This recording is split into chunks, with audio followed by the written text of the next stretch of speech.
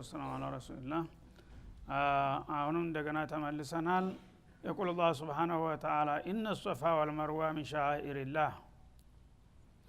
ሶፋና መርዋ የሚባሉ ሁለት ኮረብታዎች በመካ ሀገር የሚገኙት የአላህ ዲን ከሚንጸባረቅባቸው ምልክቶች የሚቆጠሩ ናቸው ይላል። ሶፋና መርዋ ማለት ያው በሐረመል መኪ በካዕባ ጎን የሚገኙ ሁለት ኮረብታዎች ነበሩ። አሁን ኮረብታዎቹ እየጠፉ ነው። ያው በዘመናዊ ህንጻ እየተዋጡ እየተኮረኮሙም እዛው ሰጥ ያለ ሜዳ እየሆነ ነው። ወትሮ ግን ከካዕባው ቁመህ ስታያቸው ቁመው የሚታዩ ጎራዎች ነበሩ ሁለቱ ማለት ነው። ተቦርቡረው ዛሬ ተስተካክለዋል። እና እነዛ ሁለት ኮረብታ ቦታዎች ሶፋ ያው ሳዕ የምንጀምርበት ዛሬም ያው ኮረብታነቱን ያሳያል በመጠኑም ቢሆን፣ መርዋ ደግሞ በጣም ደከም ብላለች። በዛ ጊዜ ግን ቆብ ብሎ በጣም ከፍ ብለው የሚታዩ መለስተኛ ኮረብታዎች ነበሩ። እነዚህ ሁለት ኮረብታዎች አላህ Subhanahu Wa Ta'ala በእነሱ መካከል አንድ ያዘዘው ትልቅ ቁም ነገር የሚከናወንባቸው ምልክቶች ወይም መድረኮች ናቸው በማለት አሳወቀ ማለት ነው። በመሆኑም ፈመን ሐጀል በይቱላህን ለመጎብኘት አስቦ ወደዛ የተጓዘ ሰው አው ተመረ ወይም ደግሞ ልዩ ዚያራ ሊያደርግ የፈለገ ሰው እና ሄዶ ጠዋፍ ያደረገ ማለት ነው። ፈላጁና አለይህ በዛ አይነቱ ጉዞኛ ወንጀል አይኖርበትም። አየጠወፈ ቢሂማ በሶፋና በመርዋ መካከል ቢመላለስ። ወመን ተጠዋ ኸይረን እንዳውም መልካምን ነገር ከተፈለገበትም ጨምሮ አትርፎ የሰራ ሰው ፈኢነላህ ሻኪሩን አሊም፣ አላህ ይሄ አይነቱን በጎ አድራጊ ሰው አመስጋኝና ተገቢ ወረታውን የሚሰጥ አዋቂ ጌታ ነው ይላል ማለት ነው። እና ይሄ የመጣበት ምክንያት አለው። ሶፋና መርዋ በመሰረቱ ያው ሳዕ የሚደረግባቸው ቦታዎች ናቸው። የሳዕዩ መነሻና መድረሻ ናቸው ማለት ነው። እና በመሰረቱ አላህ በእነሱ መካከል መመላለስን ያዘዘና የፈቀደ መሆኑን ያመለክታል። ወደ ኋላ ታሪኩን ስንመለከት ደግሞ ይህ ነገር የመጣበት በሀጀሩ ጊዜ ነው። ነብዩላህ ኢብራሂም ያው ልጃቸው የልጅናታቸውን ሀጀሩን አምጥተው እዛ አካባቢ በሚያስቀምጧት ጊዜ ባጋጠማት ችግር ለችግሯ መፍትሄ ስትፈልግ በመራወጥ ላይ ያለች ያደረጋቸው ምልልሶች ነው አላህ በዒባዳ መልክ ቀርጾ በታሪክ እንዳይረሱ ያደረገው ማለት ነው። እና ያው እንደሚታወቀው ነብዩላህ ኢብራሂም መጀመሪያ ኢራቅ ነበሩ፣ ወደ ፍልስጤም ሂጅራ አደረጉ። ይሄን የፍልስጤም ሂጅራ ካደረጉ በኋላ አንጋፋዋ ባለቤታቸው ሳራ የነ ኢስሐቅ እናት መካን ነበረች፣ አትወልድም ነበር። ይህች የእስማኤል እናት ደግሞ አገልጋይ ናት፣ የግብጽ ንጉስ ነው የሰጣቸው። እሷ ወጣት ልጅ ነበረችና የነ ኢብራሂም እድሜ እየገፋ ሲሄድ ልጅ ተዛሬ ተነገ ይወለድልኛል እያሉ በጉት ቢጠብቁ አልተሳካም። ልዩ ወዳጁ እየተባሉ የአላህ ፈተና የሚመጣበት አይታወቅም። ለማንኛውም ጎዳና ተዳዳሪ ስንቱን የሚያሸክመው ለኸሊሉ ልጅ አልሰጥም ብሎ ዘመናት ከመቶ ዓመት በላይ ሱብሃንአላህ። እና በዛ ሁኔታ ላይ ያሉ ሳራ በጣም ተጨነቁ። ኢብራሂምን የሚያህል ታላቅ ሰው ዘር አልባ እንዴት ሆኖ ይቀራል? እና እኔ እንግዲህ ልወልድልህ አልችልም፣ እስከዛሬ ጠብቄያለሁኝ። አሁን እርጅናውም እየተጫጫነኝ ስለሆነ እንግዲህ በገንባሪ በቅሎ ቃጭል ተጨምሮ እንደሚባለው ወትሮም ድርቅ ያልኩ ማነኝ፣ አሁን ደግሞ እርጅና ተጨመረ እወልዳለሁ የሚባለው ነገር አለቀ። ካሁን በኋላ ግን አንተ ደግሞ እድል ማጣት የለብህም፣ እንደ ወንድ ሌላ ሴት ሞክር አለቻቸው ማለት ነው። እሳቸው ደግሞ ስለሚወዱ ባለቤታቸውን እሷን ቅር ለማሰኘት ይቅርብኝ ብለው ነው ተከባበሩ። እሷ ደግሞ የለም መውለድ አለብህ፣ ያንተ ልጅ የኔ ልጅ ነው ግደለም ከየትም ውለድ አለቻቸው። ኧረ ተይ ልብ በይ ቢሏቸው እርግጠኛ ነኝ ግደለህም አግባ። የዛ ጊዜ ኧረ እንደው እኔ ይከብደኛል እባክሽ እያሉ ማደናቆር ጀመሩ። ያኔ ውጭ ሄደህ ለማምጣት ካልፈለክ ቤታችንም እኮ ቆንጆ ልጅ አለች አለ። ሴቶች ሲቀኑ መቼም ያመቻቹታል ሁሉን ነገር አይደል? እሺ ተሳቸው ትዝ አላለቻቸውም። ይቺ አገልጋይቱ ሴት መሆኗም ትዝ አይላቸውም። ለካ ቆንጆ ልጅ ናት እንዳለችውም ማለት ነው። እና እሷ የራሷ እንግዲህ አገልጋይ ንጉሱ የሰጣት ለሷ ነው ታገልግልሽ ብሎ ሰጥቻለሁኝ ድሬን ብላ እንደናት ሆና ዳረቻቸው አገልጋዋን ማለት ነው። ተዛ ያው ታገባት በኋላ ግን ያው ፍቅር ወዴታችን እንደሚባለው ይችን ወጣት ሲያገኙ እሳቸው ወደ እሷ ዘንበል ማለት ጀመሩ ማለት ነው። እና ይጫወታሉ ይሳሳቃሉ። እሷ ጆሮ እያጮለቀች ተሰማለች። ለምን ነው የምትጫወቱ ዝም ብላችሁ አትተኙም ማለት ጀመረች። እንዴ ራስሽ እኮ ነው የዳርሽ ታዲያ እኔ ተጫወቱ ብያለሁ።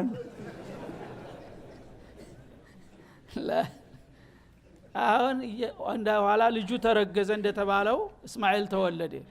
እስማኤል ሲወለድላቸው ደግሞ የብርቅ ልጅ ሲወለድ ምን ያህል ሰው እንደሚያፈቅርና እንደሚደሰት ታውቃላችሁ። በጣም ፍቅሩ ከፍ አለ ማለት ነው። ያኔ አሮጊቷ ቅናታቸው እየጨመረ መጣ ማለት ነው። ጧትም ማታም በቃ እስማኤል እናት ጋር እና ይሄ ነገር እያለች በሆነ ባልሆነ ምክንያት ያችን ገረድ እያሳደደች መደብደብ ጀመረ ጭራሹን ማለት ነው። ይህ ጊዜ ችግር ተፈጠረ። ወትሮም የፈራሁት ይሄ ነው አላልኩሽም ቢሉ አንተ ነህ እንጂ እኔ አግባልኩህ እንጂ ውደዳልኩህ ተጫወታልኩህ። እዛ እንግዲህ ሳራ የክፉ ቀን ሰው ናት። ስንት መከራ ፍዳ አይተው ስንት መከራ ስደት አብራተ ኢራቅ ተንከልከላ በሚስር ላይ አልፋ ፍልስጤም ስንት ችግር ዘመድ ወዳጆቿን ትታል እሱም ብላ ነው እንትን ያለችው። አላህ Subhanahu Wa Ta'ala ወዷታል። ስለዚህ እችን ወዳጀን አታስቀይም አንተ ሰውዬ ተጠንቀቅ አላቸው። አላህ ከሳራ ጋር ወገነ እና ምን ላድርግ አሉ። ወዳ የምትወስድበት ወስደህ ጣል እሷ የማታይበት ቦታ አላቸው። አላህ ግን ለህክማው ነው እችኛዋን ለመበደል ሳይሆን እሷ ደግሞ የራሷን ታሪክ እንድትሰራ ፈልጎ ማለት ነው። ወደ የትሉ ሰርስር ስንቅ አዘጋጅና ግመልህ ላይ ውጣና ይዘሃት ዝም ብለህ ተሄድ መንገዱ ወደ መራህ የምፈልግበት ቦታ ስትደርስ ነግረሃለሁ እዛ ታስቀምጣለህ አላቸው። ለም ብለው ግመል ላይ ተቀምጠው እየተጓዙ ዛሬም ሲጓዙ ይውላሉ መሸበት ያድራሉ ነገም ይጓዛሉ የት እንደሚሄዱ አያውቁም። እንግዲህ ኸሊሉላህ ስለሆኑ ሁሉ ጊዜ በአላህ ፍቃድ ነው። አስሊም ቃል አስለምቱ ለረብል ዓለሚን። ከዛ ተጉዘው መካ ደረሱ ማለት ነው። መካ እንግዲህ በዛ ጊዜ ጣሾ ነው በረሃ ነው መንገድ የለም ራሱ መካ አካባቢም ሰው የለም ምድር በዳ ነው። ዝም ብለው መጥተው በደመነፍስ እዛ ትልቅ ዋርካ ነበረ ሶፋ ላይ ዋርካው ስር አረፉ ሲደክማቸው ማለት ነው። ያኔ እዚህ ቦታ ነው እና እንድትተዋት የፈለኩትና አንተ እንግዲህ ወደ ሀገር መመለስ ትችላለህ አላቸው። አራስ ልጅ እዛ ሴቷን ምንም ወፍዝር የማይልበት በረሃ ውስጥ ትታት ሂዳለ። ይኸው ፈተና ማለት ነው። ትልቁን ወዳጁን ደግሞ በትልቁ ነው የሚፈትነው። እኛ ትንንሾች ስለሆን ትንሽ ጥቅቅን ፈተና ነው የሚሰጠን ማለት ነው። የብርቅ ልጅ እድሜ ልካቸውን ሲመኙት የነበረ አራስ ልጅ አሸክመው ይህችን ሴትዮ ሰው ለለባት እንግዲህ ያውሬ አራት ሆነች ማለት ነው። በሰው ስሌት የመኖር እድል የላትም። እዛ ትታት ሂዳላቸው ምን ያደርጋሉ? እሺ የጌታ ትእዛዝ ነው ብለው እዛ እየከበዳቸው ወደ ሽንት የሚሄዱ መስለው ዝም ብለው ሳይናገሩ ተነስተው መሄድ ጀመሩ። ሴትዮዋ ግራ ገባች። ወዴት ልከር ነው ኢብራሂም ትላለች። አይ ይላሉ ዝም ብለው ትቻችሁ ለሄድ ነው ብለው መርዶ መንገር አይቻልም። እና ሄድ ተከትላቸው ትሄዳለች። እንደምን ማረግህ ነው ወዴት እየሄድክ ነው ትላቸዋለች። በመጨረሻ ስጋቷ እያየለ መጣና አቢ هذا امرك ربك አለች። እና ጌታ እዛ ወስደህ ጣላት ብሎ አዞ ከሆነ ቁርጡን ንገረኝ ጌታ እንደዚህ አዞ ነው እንዴ አለች። ያለ ጌታ ትእዛዝ እንደማይንቀሳቀሱ ታውቃለችና ማለት ነው። አዋላሂ ከብዶኝ ነው እንጂ ነገሩ እንደዛ ነው አሉ። اذهب اذا لا يضيعون አለች። ጎበዟ ጎበዝ ተማሪ ናት። እና ጌታ ይሄን ተፈረደ የጌታ ፍርድ የሚበጅ ነው እኛንም አይጥለንም መሄድ ያለብህ እንግዲያውስ የጌታ ትእዛዝ ከሆነ ብላ አሰናበተቻቸው። ሶብር ማለት ይሄ ነው እንግዲህ በህይወቷ ላይ በልጇ ላይ የመጣው ነገር እንዴት ብሎ አየየው አላለችም ማለት ነው። ከዛ እሳቸው ሄዱ። እሷ እዚህ እንግዲህ አንድ አፍታ ትንሽ በቀረጭት የተቀመጠችላት ተምር ነበረች። እሷን እያንቀራጨች ውሃ በኮዳ ነበረች። ኩዳዋ ማለቀ። የመካን በረሃ ሙቀት ታውቃላችሁ። ወዳው አለቀች። ያለችው ነገር ሁሉ ምትላስ መቀመስ ያውም መጫቷ ጣጥቷ ደረቀ። ምን ይሁን ይሄ ልጅ ማልቀስ መፈራገጥ መወራጨት ያዘ ማለት ነው። ምን ይብቃኝ እያለ በደመ ነፍስ ተሶፋ እንግዲህ ተዛፉ ስር ተንደርድራ ተወርድና ተሻግራ መርዋ ትሄዳለች። ለምን በመሐከል ምናልባት ሰውም ከተገኘ የጨነቀው ሰው መጥፎ ነው ወይም ደግሞ እዛ ማዶ ጋራ ላይ ሂጄ በዛ አካባቢ ሳይ ውሃ ምናምን ያለበት ቦታ አይ ይሆናል ብላ እዛ ማዶ ተንደርድራ ትሻገራለች። ስታይ ምንም የለም። አሁንም እንደገና በደመ ነፍስ ተመልሳ እዚህ ሶፋ ትመጣለች። አሁንም ምንም የለም። በመሐከል ደግሞ ልጁ ሙቶ ይሆን ይኖር ይሆን እያለች ታጮልቅ እየተፈራገጠ ታየዋለች። እንዲሁ እያለች ሳታውቀው 7 ዙር ተመላለሰች ማለት ነው። በመጨረሻ ልጇ አጠገብ አሞራ ቁጭ ብሎ ታያለ፣ እንደ ቁራ የሆነ አሞራ ማለት ነው። እና በቃ ልጄን አሞራ በላው ብላ እየከነፈች ስትመጣ አሞራው በእግሩ አሸዋውን ጫር ጫር አድርጎ እሷ ስትመጣበት በር ብሎ ሄደ። ስትመጣ ውሃ ልክ ቱቦ እንደተሰበረበት ውሃ ፈንዲቶ ወደ ላይ ይንዶለዶላል ውሃው ማለት ነው። ሱብሃንአላህ። ያን ጊዜ ያቺ ኮዳ ባዶ ኮዳዋን አነሳችና ተናሸዋው በደመ ነፍስ ቶሎ እንዳደርቅባት እያፈሰች ይዛ ሞላች፣ ጠጣች። ከዛ በኋላ እየቆየች ስትሄድ ውሃይቱ የምትሞት የምትጠፋ አይደለችም፣ ቀጠለች። ኋላ እየተረጋጋ ሲመጣ ጠለለች ውሃዋ ማለት ነው። እንደገና ከናሸዋ ወዛቀችው እንደፋችና ሲደላት አዲስ ውሃ መቀየር ጀመረች ማለት ነው። ከዛ ያችን ውሃ ስትጠጣ የነበረው ራብ ጠፋ፣ ጥሙም ጠፋ። እና ማኡ ዘምዘመ ሊማ ሹሪበ ለሁ እና ጧዕሙን ጧዓሚን ወሸራቡን ሊዘምአን እና ሁሉንም ነገር አላህ Subhanahu Wa Ta'ala በህክማው ያፈለቃት ስለሆነች ራቡንም ጥማቱንም ተፈውስላት ገባ ማለት ነው። በዛ መሐከል ጁርሁሞች የሚባሉ የየመን ነጋዴዎች በዛ ሲያልፉ እዛ ያገኟታል። ውሃዋ እዛ ፈልቃ ሲያዩ ያቺ ቦታ ስትራቴጂክ ቦታ ናት። እቺ ቦታ ውሃ ቢኖራት እኮ እኛ እዚህ ከተማን ከተም ነበር እያሉ ይመኙት ነበር። አሁን ያን ነገር ሲያገኙ ግን ወዳውኑ ከተማ እሷን አስፈቀዱና ባክሽ ፍቃድሽ ከሆነ እዚህ ጎረቤት እንሆን አሉ። እሷም ሰው ናፍቋት ነበርና በደስታ ተቀበለቻቸው። ቤት ሰሩ፣ ለሷም ጎጆ ሰሩላት። ያው አላህ Subhanahu Wa Ta'ala ያላሰበችው ያላወቀችው ሰው መጥቶ እንደገና ቤት እንዲሰራላት አደረገ ማለት ነው። ፈተናውን አልፋለችና ከዛ ልጇን ያው ማሳደግ ጀመረች።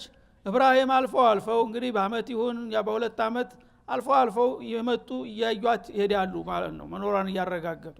ከትንሽ ቆይታ በኋላ ያው ካዕባን እንዲሰሩ ታዘዙ። ካዕባ ልጁም ጎርምሷል። ተዛ በፊት ልጁን ያ አንዴ ሊያውት እንደመጡ ፈለማ በለገው የማአሁ ሰየ ያለውን አያት እንደሚጠቅሰው የባሰው ከባዱ ፈተና ሊመጣ ነው። ልጁን እንግዲህ አላሳደጉትም። በረሃ ወስደው የጣሉትን ልጅ ለዚያራ መተው ያሉ አባት አገኘው ብሎ አባቴ ይኸውልህ መጥቷል ምናምን ስትለው በደስታ ድንኩል እያላጓጉል እንግዲህ የ5 አመት ልጅ ሊሆን ይችላል የ4 አመት አባቱን ተከትሎ እንደዚህ ሲሯሯጥ ምን አማዩ ማለት ነው።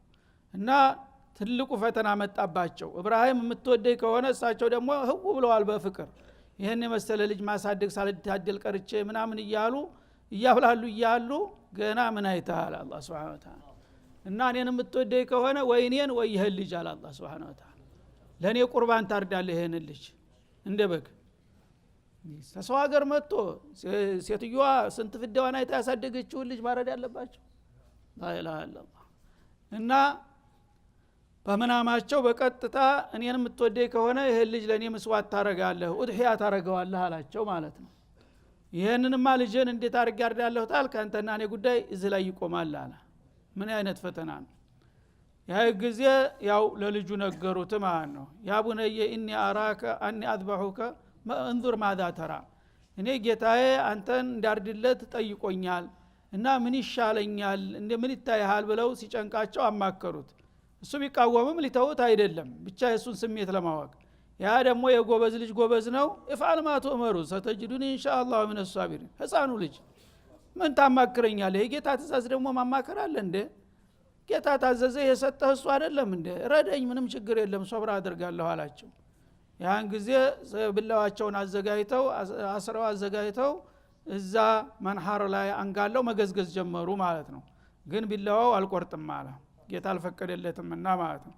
ወዳውኑ ጅብሪል አሚን ሙክት በጊዞ መጣና ይሄንን በግ በሱ ፈንታ ታርዳለህ፣ ልጁን ልቀቀው፣ በቃ ፈተናውን ተወጣሃል፣ እንዲያረድከው ይቆጠርልሃል፣ ኢነመል አዕማሉ ቢንኒያት ተባሉ ማለት ነው። በዚህ መልክ ትልቁን ፈተና አለፉ፣ አባትም ልጅም ማለት ነው። እንደዚህ ነው እንግዲህ አላህ የመጨረሻ ወዳጆቼ ያላቸውን የሚፈትናቸው። ከዛ በኋላ ያው ካዕባን እንዲሰሩ ታዘዙ ማለት ነው። ልጁን ጎረመሰ፣ እሱ እየረዳቸው እየተባበሩ ካዕባን አነጹ፣ የሐጅ ስርዓት ዘረጉ። ከዛ እንግዲህ ሶፋና መርዋ የታሪካቸው መነሻ ስለሆነ ለነ እስማኤል ያ ቦታ እንዳይረሳ ሀጀሩ የተመላለሰችበት ቦታ 7 ጊዜ መመላለስ የኢባዳ አካል ነው ብሎ አላህ አዘዘና በዛ መልክ ነው የተጀመረው ነው። በዚህ ሁኔታ ከመጣ በኋላ በእኛ ነብይ አለይሂ ሰላቱ ወሰላም ያው ካዕባ መጥወፉ የታወቀና የተለመደ ነው። በጃሂልያም ካፊሮቹም ያደርጉት ነበር። ሶፋና መርዋ ግን ተወሰነ ጊዜ በኋላ ታሪኩን የሚያጎድፍ ነገር ተፈጥሮበት ነበር። በአንድ ወቅት 2 ባለጌዎች ካዕባ አጠገብ ዚና አደረጉ፣ ጎረምሳዎች ማለት ነው። ዚና በሚያደርጉ ጊዜ አላህ የካዕባን ክብር ለማስከበር ሲባል እንዳሉ ወደ ድንጋይነት ለወጣቸው፣ መቀጣጫ እንዲሆኑ ማለት ነው። እና ወደ ድንጋይነት ሲለወጡ መቀጣጫ እንዲሆኑ ነውና አላህ እንደዚህ ያደረገው አሁን ያየው ሰው ብቻ ከሆነ ከትንሽ ጊዜ በኋላ ይረሳል አሉና ያነበሩ ህዝቦች እንግዲህ እነዚህ ባውልት መልክ አንደኛውን ሶፋ ላይ አንደኛውን መርዋ ላይ ማቆም አለብን ብለው ተስማሙና በዛ መልክ ሰየሟቸው ማለት ነው። እና ራቁታቸውን ሆነው በዛ አስቀያሚ ሁኔታ ላይ ሰው ሲያያቸው ምንድነው የካዕባን ክብር ደፍረው ይኸውላህ እንደዚህ ጉድ ያደረጋቸው እየተባለ ሰዎች አደብ እንዲገዙ ካዕባን እንዲያከብሩ ደርስ እንዲሰጥባቸው ተደረገ ማለት ነው። በዚህ መልክ ቆየ፣ ዘገየ ለብዙ ዘመናት ማለት ነው። እየቆየ ሲሄድ የጃሂልያ ጉዳይ ነውና ታሪኩ በተቃራኒው ተገለበጠ ማለት ነው። እነዛ ቅዱሱ ቦታ ላይ ቆመው የሚታዩ ሴትና ወንድ አውልቶች ምንድነው ሲባል ታሪኩ ስለተረሳ እነዚህማ ቅዱሳን ናቸው ተባለ። የወትሮ ትልልቅ ያላህ ባለሟሎች ነበሩና እነሱን ያልተሳለመ ሀጁ ተቀባይነት የለውም ተብሎ ቁጭ። ይሄ ነው እንግዲህ ቢድዓ እንደዚህ የሚመጣው ማለት ነው። ከዛ የኋለኛው ትውልድ መጥቶ ወትሮ እንግዲህ እየረገመ ጢጠሪ ወረጉርባቸው የነበረው በሌላው ትውልድ እንደገና የሚሳለምላቸውና የሚያከብራቸው መጣ ማለት ነው። በዛ ሁኔታ ላይ ያለ ያው የነብዩ ዘመን መጣ። ያን ጉዳይ ካዕባም ላይ ብዙ ጣዖቶች ነበሩ፣ እነዛን ጠራርገው አስወገዱ። ሶፋና መርዋ የነበሩትንም እነዛ አሮጌ አውልቶች ሰባብረው ጣሉ ረሱል አለይሂ ሰላቱ ወሰላም። ግን ቦታው አሁን ያለው ትውልድ የሚያቀው የሁለት አውልቶች መሳለሚያ መሆኑን ነው። በዛ ሁኔታ ላይ ያሉ የተለያዩ ብሔረሰቦች የአረብ ብሔረሰቦች በጀዚራ ውስጥ ብዙ አረቦች አሉ። ተነዛ መካከል ከመዲና በኩል የሚመጡ አረቦች ሶፋና መርዋ አይሄዱም ነበረ በዛ በወትሮ ጊዜ በጃሂልያው ጊዜ ማለት ነው። ለምን? ሶፋና መርዋ የዛ የአካባቢ ጣዖት ናቸው ብለው ያምናሉ። የነሱም ጣዖት አላቸው የራሳቸው። ስለዚህ እነሱ የመዲና ሰዎች ሙሸለል የምትባል ቦታ መናት የምትባል ቁርአን ራሱ ሱረቱ ነጅም ላይ እየጠቀሳት በመካና በመዲና መካከል መናት የምትባል ቦታ አለች። እዛ እንደ ካዕባ ቦታ ተዘጋጅቶላት ልዩ የሆነ ጣዖት ነበረች። ያችን ጣዖት ያከብራሉ ተመዲና የሚመጡት። ሚቃታቸው እዛ ነው ኢህራም የሚያደርጉት ማለት ነው። እዛ መጥተው ተጣጥበው ተዘጋጅተው በሰላም አድርሰሽ መልሽን ብለው ተሳልመው ይሄዳሉ። ስለዚህ በእነሱ አስተሳሰብ ተውሂዳቸው እንዳይነካ ሶፋና መርዋ ያሉትን ጣዖቶች ሄደው ከተሳለሙ መናት ትቆጣለች። ተመልከቱ፣ ሙሽሪክ እንኳን ተውሂዱን ያከብራል ማለት ነው። እና በእኔ አምናችሁት ያበቃ እንደገና መካሄዳችሁ እንደገና መናትና ሶፋ ትሳለማላችሁ ብላ ትቀስፈናለች ብለው ስለሚፈሩ ካዕባን ብቻ ጠውፈው ተመልሰው ይሄዳሉ ማለት ነው። እንግዲህ ንዑስ የሆነ ተውሂድ ያላቸው ማለት ነው እነሱ። በዚህ መልክ ቆይተው እስላም መጣ። እስላም መጥቶ ሲያዋህዳቸው አንሷሮች ሆኑ እነዛ ሙሽሪኩ መዲና ማለት ነው። እነዚህ ሙሽሪኩ መካ ናቸው። ሁለቱም ግን አንሷርና ሙሃጅሮች ከሰለሙ በኋላ በነብዩ አመራር መጥቶ ዑምራና ሐጅ በሚጀመርበት ጊዜ በአዲሱ ስርዓት መዲናዎች ያለመዱት ነገር ይከብዳልና አገረገሩ። እንደዛ ምንድነው ልናረግ ነው ምን ሄደው ያለመዱት ነገር ሱብሃንአላህ። ነብዩ እየሄዱ እያዩአቸው እነሱ እንግዲህ ስላለመዱት አባቶቻቸው ታያቶቻቸው ያ የጣዖት የርኩሳን ቦታ ነው ማለት ጭንቅላታቸው ተቀርጿል።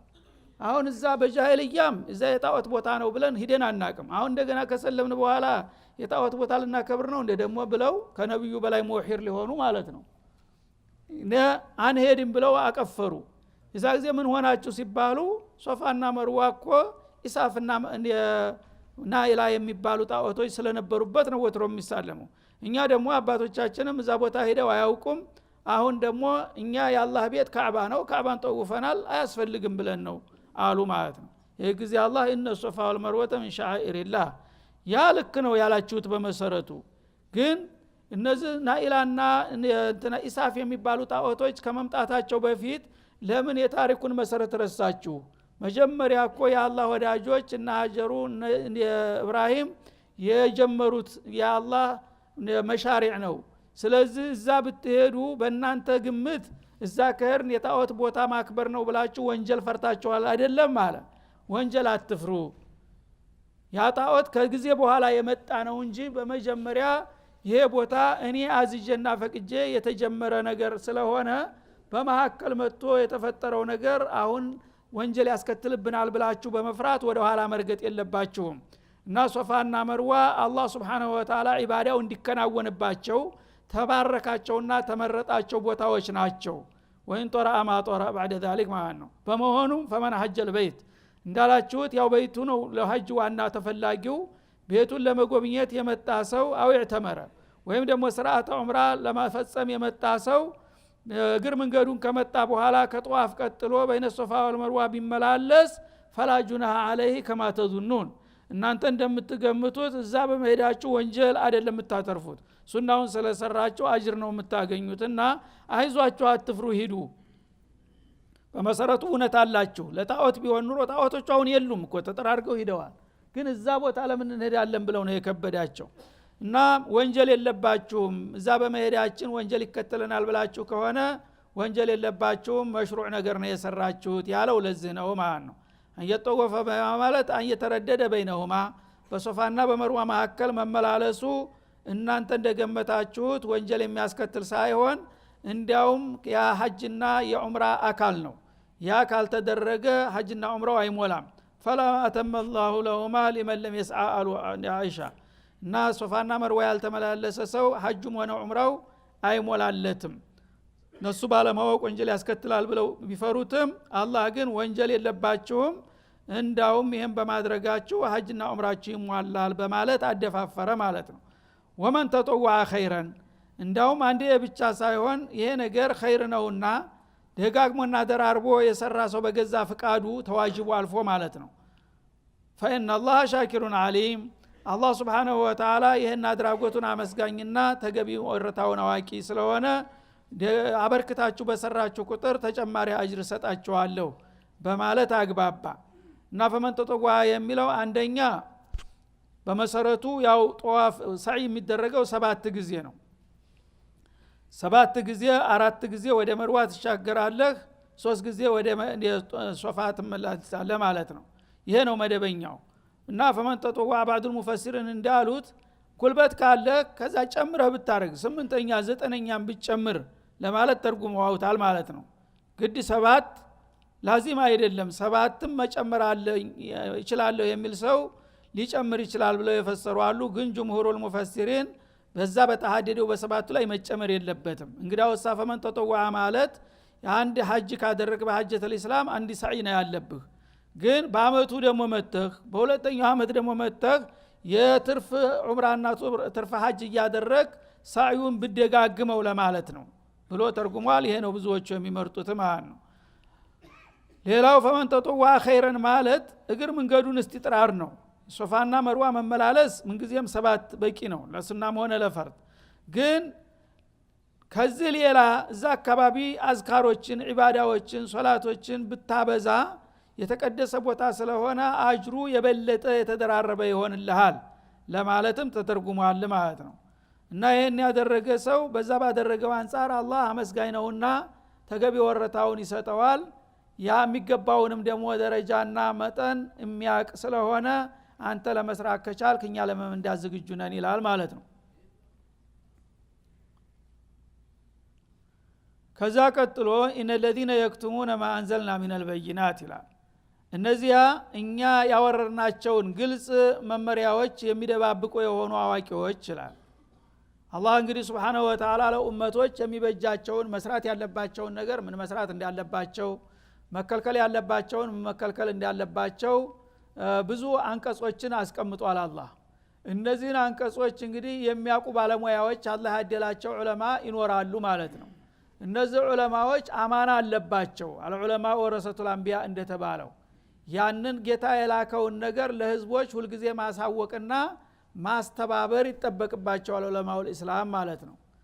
እንደዛ መሆን ሲጠበቅባቸው አንዳንዶች ወስላቶች እንደሚያደርጉት አላህ የሰጣቸውን ዕውቀት የሚደባብቁ ህብረተሰቡ ዲኑን ለማወቅ እየፈለገ ማስተማር የሚችሉ ሰዎች አናስተምርም ብለው የሚለግሙና የሚደብቁ ካሉ ሚነል በይናት ግልጽ የሆኑትን አንቀጾቻችን እንዲሁም ደግሞ መርሆችን መመሪያዎችን ይላል ማለት ነው። አንቀጾች የሚለው ማንኛውንም ተራ አንቀጽ ማለት ነው። ሁዳ ማለት ደግሞ መሰረታዊ የሆኑትን ነገሮች ለምሳሌ እንደ አርካነል ኢማን እንደ አርካነል እስላም ያሉት ነገሮች ሰዎች ለማወቅ እየፈለጉ አዋቂዎቹ ለግመው አናስተምርም ካሉና ከደበቁ ሚን ባዕድ ማበየና በኪታባችን ማወቅ የሚገባውን ነገር ግልጽ ካደረግን በኋላ ሊናስ በፊል ኪታብ በቁርአናቸው ውስጥ ለሰዎች ሊያውቁት ይገባል እነዚህ ነገሮች ንገሩና አስተምሩ ብዬ ኃላፊነት ተጣልኩባቸው በኋላ በተለያየ ምክንያት የጌታን መመሪያና ማብራሪያ የሚደባብቁ የሆኑ አዋቂ ተብዬዎች ካሉ እነዚህ አማናን የበሉ በመሆናቸው ኡላኢከ ይልዓኑሁሙላህ አላህ ይረግማቸዋል ይላል አላህ Subhanahu Wa Ta'ala። ይሄ በጣም አስጊ የሆነ ነገር ነው ማለት ነው። አንድ ሰው ያወቀውን ነገር በተቻለ መጠን ላላወቁት ማካፈል ግዴታ የአላህ አማና ነው ማለት ነው። ይህንን ሳያደርግ ከቀረ ግን የአላህ እርግመት እንደሚያጋጥመው ነው የሚያስጠነቅቀው ማለት ነው። እና የልዓኑሁሙላህ ማለት የጥሩዱሁሙላሁ ሚን ረሕመቲህ አላህ ከርህራሄው ያባረራቸዋል።